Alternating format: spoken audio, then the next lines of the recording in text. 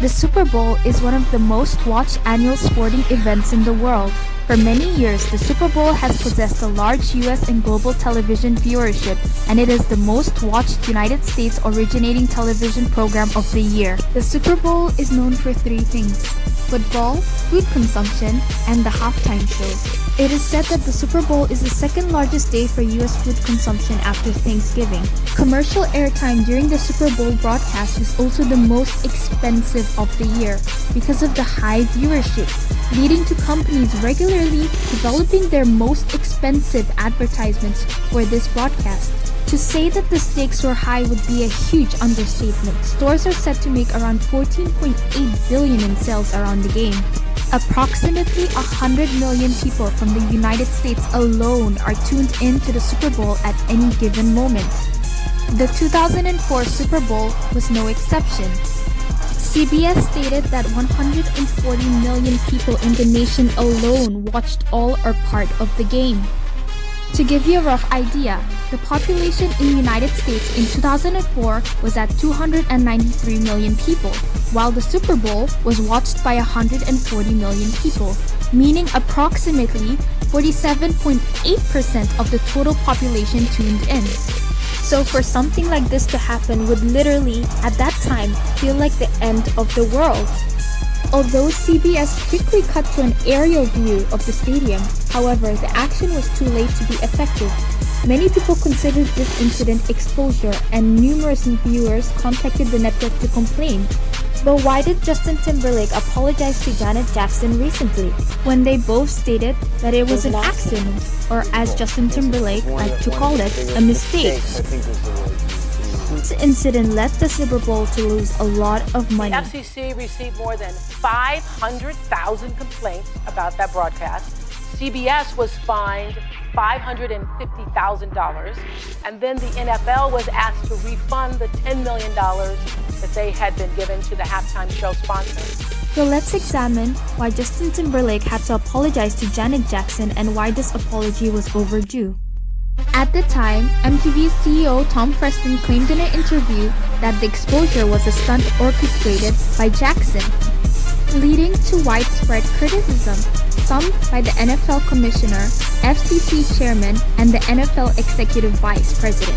According to the Rolling Stone, CBS required Jackson to make a public apology for the incident. The decision to change the Super Bowl performance was actually made after the final rehearsal. MTV, CBS, the NFL had no knowledge of this whatsoever, and unfortunately, the whole thing went wrong in the end. I am really sorry if I offended anyone. That was truly not my intention. Speaking to USA Today, Jackson said that it's truly embarrassing for me to know that 90 million people saw my breast, and then to see it blown up on the internet the size of a computer screen. But there are much worse things in the world, and for this to be such a focus, I don't understand. The incident was said to have been named the Nipplegate incident. The following week, the Grammys was set to take place, and Janet Jackson was completely banned from the Grammys, with her music also completely blacklisted. Immediately following the incident, Timberlake sounded unapologetic for his actions, telling Access Hollywood, "Hey man, we love giving you all something to talk about." Yikes. Despite his involvement in the wardrobe malfunction, Timberlake was still invited to perform in the 46th annual Grammy Awards. Not only that, but he was also nominated for 3 awards and won 2 of them. While CBS also broadcast the ceremony on a 5-minute tape delay as Janet Jackson was set to perform but could no longer perform. Justin Timberlake used one of his acceptance speeches to apologize for the incident. He was said to have apologized in order to appear at the Grammys as it was a requirement, making his apology completely laughable and completely insincere.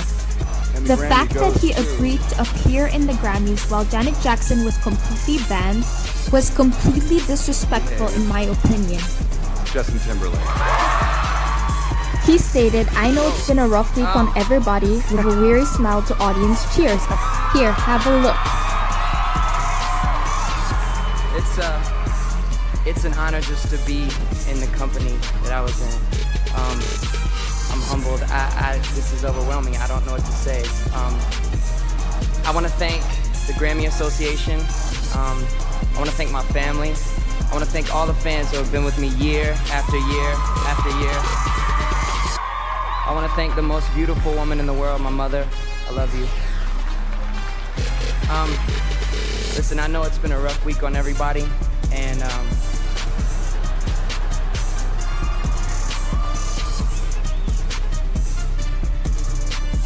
what occurred was unintentional, completely regrettable, and I apologize if you guys are offended. This has been a dream of mine. I already got enough, don't. Thank you. I don't know what to say. This is officially the greatest moment of my life. Thank you. If you don't remember, this was a huge deal, and Jackson took on almost all of the responsibility.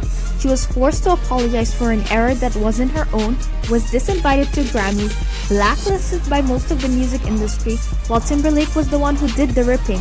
He received very little backlash for his role in the blunder, performed at the Grammys the following weeks, and eventually was given his own halftime show spot in 2018.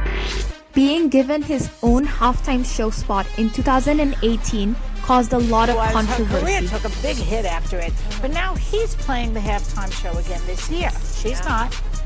So the question is, why is Timberlake getting off the hook? They both were in on the joke, or whatever they want to call it, and she got punished for it. Oh, and I heard you doing the Super Bowl, so I want that to help you out. Like, just the things to avoid at the Super Bowl is like, just like avoid that. Avoid that. I'm stupid. While Justin Timberlake's music career continued to go unscattered, even securing various nominations and wins, while Janet Jackson never fully recovered from the incident. Janet Jackson only gave one official television interview on the subject to Winfrey in 2006, 2 full years later, and what she had to say proves why Justin Timberlake owed her a public apology a long time ago. So Janet says that this is going to be the first and the last time that she ever talks about what happened that day.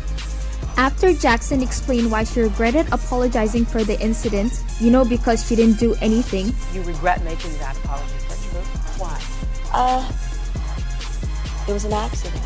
And management that I had at the time, they thought it was important that I did, with the project coming out. And I had said, actually, before I sat down to record the apology, that I had said to them, what are you apologizing for? Why am I apologizing for an accident? Well, you did say in the apology you apologized for anybody who might have been offended. Right, and they wanted me to say that, so I did. They thought it was best that I do, so I did. Winfrey straight up asked the pop sensation whether she felt that Justin Timberlake left her hanging. In any way that Justin Timberlake left you hanging out there?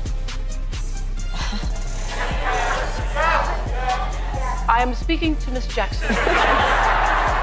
Do you? Well, all the emphasis was put on me, not on Justin. And all the emphasis was put on me, not on Justin, she said, seemingly trying to stay as diplomatic as possible. Justin, we were friends, and not that we aren't. We haven't spoken, but I consider him a friend, and I'm a very loyal friend, and a friendship is very important. Winfrey pointed to Justin Timberlake's 2006 interview. Remember, this was 2 years after the wardrobe malfunction, where he took on some of the responsibility. Well, the other thing is too, it's an understatement to say that it was sort of unfair. If you consider it 50-50, I probably got 10% of the blame, and that, I think that says something about society. I think that America's harsher on women, and I think that America's,